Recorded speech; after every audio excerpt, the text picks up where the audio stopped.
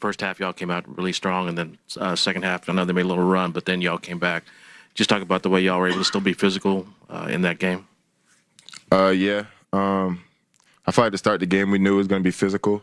So just making that a point of emphasis and trying to keep them off the offensive glass. I feel like we started the game off well, and that's where our runs came from. But obviously they're a good team. They're going to go on their own run. So, just try not to hang our head, when that does happen, and be able to respond and spark another run for ourselves. Coming out of that halftime, you had that slow start. You kind of got it triggered. Was that your mindset, or was it the game just come to you? Yeah, just trying to let it come to me. Not really trying to force any shots, trying to take the shots that, were the right ones and that were there for me. When I was able to draw two and kick out, we had a lot of success. So, eventually they're gonna have to start fanning back out, and that's when the paint opened up most for us. Steph, as the series has gone along, as much as there is talk about playoff basketball and this is the way it is and whatnot, specifically in this series, have you gotten a little bit more used to the way the officials are calling this game, or does it seem like it still varies game to game? I don't know. We knew with everything that happened in like the last 48 hours that they were going to call it, pretty tight, especially early on in the game. So, that's just the thing you have to work through game through game. Because, if you're not physical with them, I said it before, they have a lot of guys that can score in ISOs and play one-on-one. So, in order to get stops and be able to contest with them, you have to be physical. But, just trying to play smart, see how the ref is calling it.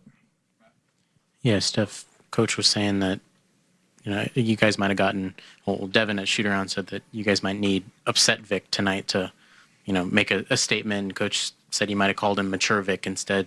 Which version do you feel that you guys got tonight, and just how important was he, coming back and adding him back into the lineup? I feel like we got the Vic that you've seen all year. I think his maturity level was off the charts. He played smart, didn't really foul much, took the shots that were there for him. So, when he's playing like that, playing aggressive with everything that he brings for us defensively, I feel like we're pretty hard to beat. So, I think just where his mindset has been at, the last 48 hours, I know he wanted to finish game 4, but, not letting that get to him and come out and play like that, I feel like it was a big reason why we won. What was he like? Allows them to be able to play those passing lanes because you have that defensive player of the year, to cover up all your mistakes. So as you saw in that second half, when they were playing the passing lanes, getting steals and adding to their 19 fast break points, that's the reason. Yeah, they're just so dynamic. They got so many guards they got good size. They got wing players that can do multiple things on both ends of the floor. And then, like Rudy said, having Wemby back there, it allows the perimeter to be way more aggressive. Mm-hmm. It allows them to play the passing lanes and be more physical with their man, because if they do get blown by or don't get the steal, you're second-guessing yourself anyway once you see Wemby back there. You gotta build him behind. Yeah, it's something that, they've known they've had all year and something that they've been playing well with. It's just good to see that, like we said it earlier, them guys, you could tell they love playing for each other. They don't just love being around each other. They really like playing with each other. And an example of that was the last few possessions when the reserves came in the game that didn't play all game. If you see that last possession where they're just moving the ball and they hit a wide open three, it's like that's what the Spurs definition of Spurs basketball is. Yeah, and Miss Johnson is doing a great job of keeping that thing going. No question. And he understands the rhythm. He set the tone for that team. We do know, however, that Wemby is, of course, the head of the snake, especially in the paint. But how impressive is the Spurs guard play near the basket, IT? Oh, it's amazing. We were laughing about it earlier, like Castle, he dunks like a big. Yeah. Gets in the paint, he's going off 2 feet, dunking with 2 hands. Those guys put so much pressure on the defense because De'Aaron Fox, Castle, Harper, all those guys can get in the paint and not only make plays for themselves, but make plays for their teammates. And that's what makes them so dynamic. So it's a tough cover for the Minnesota Timberwolves for sure. I feel like they play fearlessly out there. Yeah, I mean, look, and I think the person that started that was Keldon Johnson. Coming off the bench and going straight to it and being aggressive at all times is his job. And, you know, him and Steph Castle are people that just play downhill all the time. Yeah. And, you know, Devin Vassell has a little bit more of a mid-range. And, you know, Swiper Fox, he gets wherever. He can do it all. But, you know, just having that kind of up and down guys that can do a lot of different things out there, it really makes them a tough team to guard. Yeah, the Spurs outscored the Wolves by 32 in the paint. Yeah. Exactly. Meantime, on that other side, Anthony Edwards missed 2 games earlier this postseason due to that hyperextended knee. We all saw it in real time. It was rough to watch. How has he looked to you guys in these 5 games into the series? Because Ant, for the most part, does what he does, but there are times where it just feels inconsistent. Yeah, I mean, that's the thing. You're out there, and especially at this point in the season, if you're out there, you're expected to score and play like we know how you play. Now, don't get me wrong, they're playing great defense on him, and they're not making it easy on him. But when you're out there, and you got to produce. And it looks like he's struggling a little bit, and he's tough, and we admire him for going out there and playing. But you know, there's something missing, and I don't know if it's his athleticism. I don't know if it's his shot making or his decision making, but there's something missing. I think for the next game it has to be addressed. Yeah, I think the Spurs are living with what he's gonna give because they're just gonna throw extra bodies at him every game and allow him to just continue to use so much energy. Because if you watch Minnesota play, especially the last couple of games, yeah, he can get to wherever he wants, but it's not as explosive as we're used to.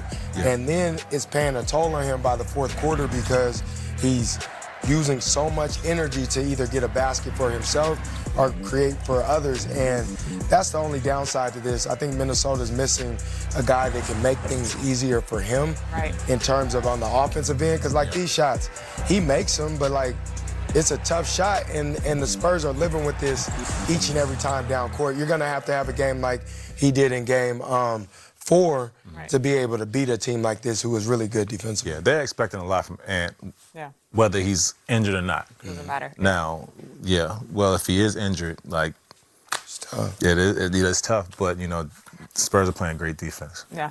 All right, let's get back to the podium. Chris Finch has taken the mic. Chris, you got...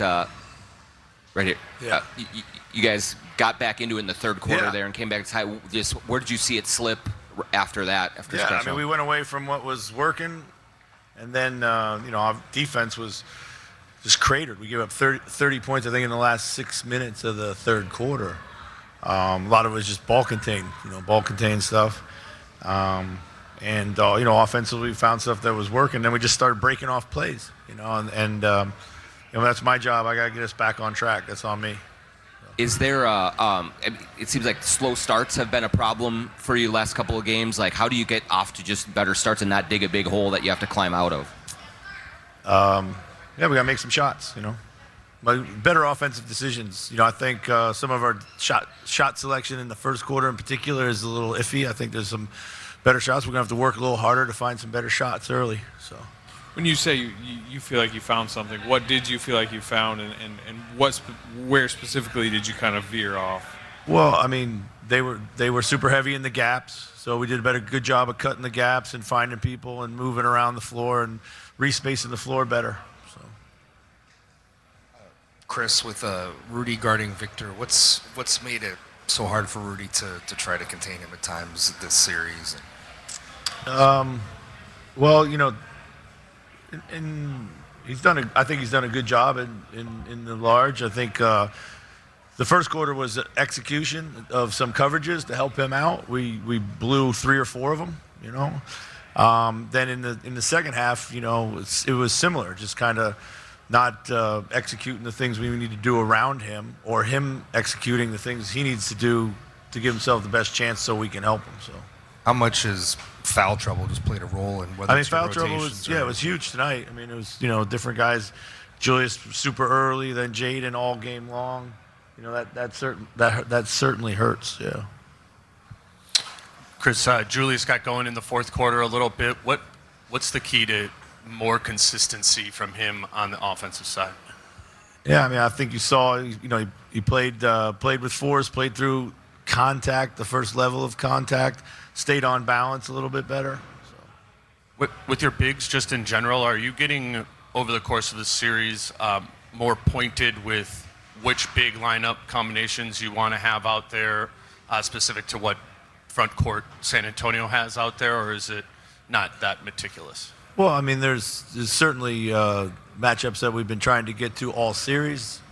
Hasn't changed a whole lot, really, other than, foul trouble changes that. So. Chris, on Julius's defense, are you seeing enough from him on that end of the floor? I mean, is that where some of the breakdowns are coming right now? Honestly, no.